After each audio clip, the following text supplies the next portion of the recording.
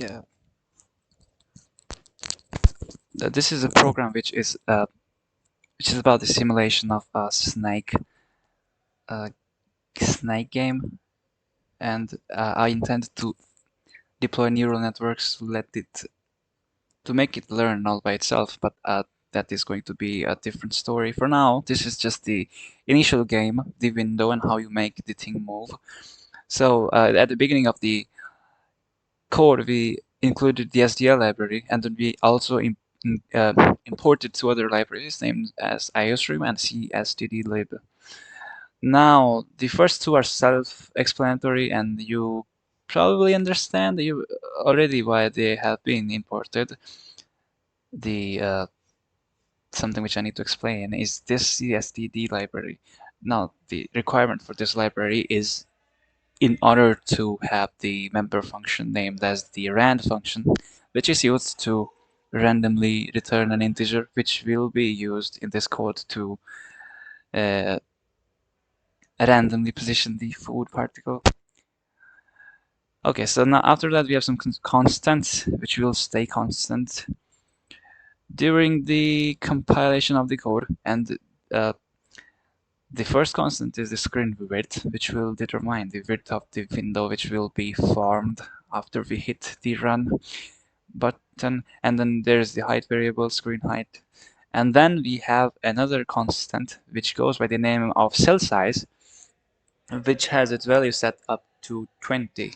Now, this cell size is going to uh, dictate the size of the food particle and the size of the segment, which will be a series of nodes inside a interconnected, like linked list in so that size of that thing. Now there's here is where here's here's the point. From onwards we have the actual code. We have a structure named point, and it has two integer variables named as x and y inside it, and this is simple. But then we also have another structure named as node, and it has two members inside it. The first one is a variable named data, and it has its data type set to point. So and point is the structure we predefined earlier. So basically data takes up constitutes of two values, namely x and y. So that's for that. And we have another member, which is a pointer named as next, and which has its data type set to the same structure it is being defined inside of. Okay, so then there is the snake class, which is the prime class of this code, and the final and the most important class of this code. Now inside of it, we have some public members and we have some private members also. Inside the public members, we have the three members. The first one is a snake game, which uh, speaks of itself. It is the constructor of this class, and then we have the destructor of this class, and then we have another uh, function which has been put intentionally here by me, which goes by the name of wide run. And this function will be called when we would want to launch the window, which is going to be every time. Now, here inside the private members, we have some data variables, and then we have some functions, function names.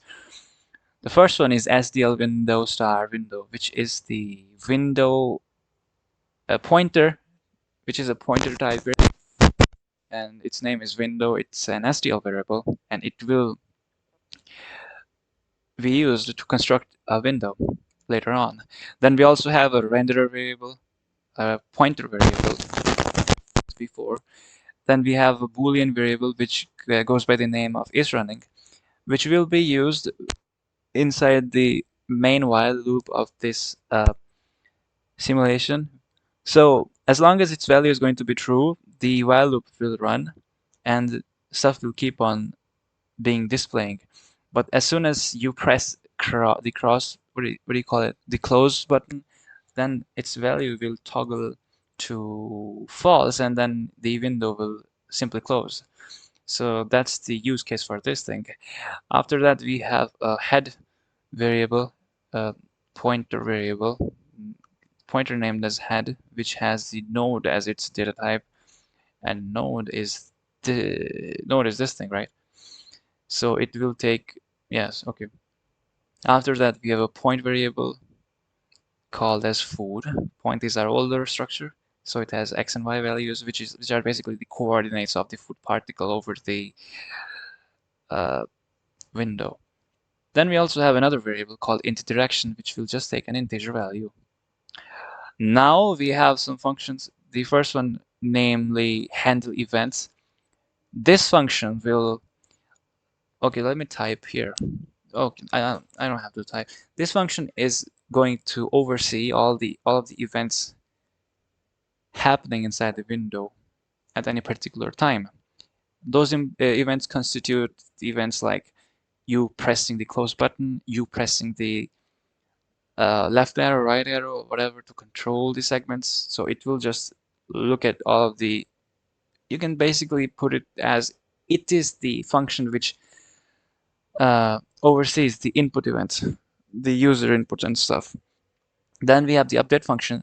Now this function is going to update the positions, basically, of both the food and the segments. The render function is going to display stuff onto the window after it takes the updated values from the update functions. And the spawn food is going to spawn the food particle at some other random location once it has been uh, achieved.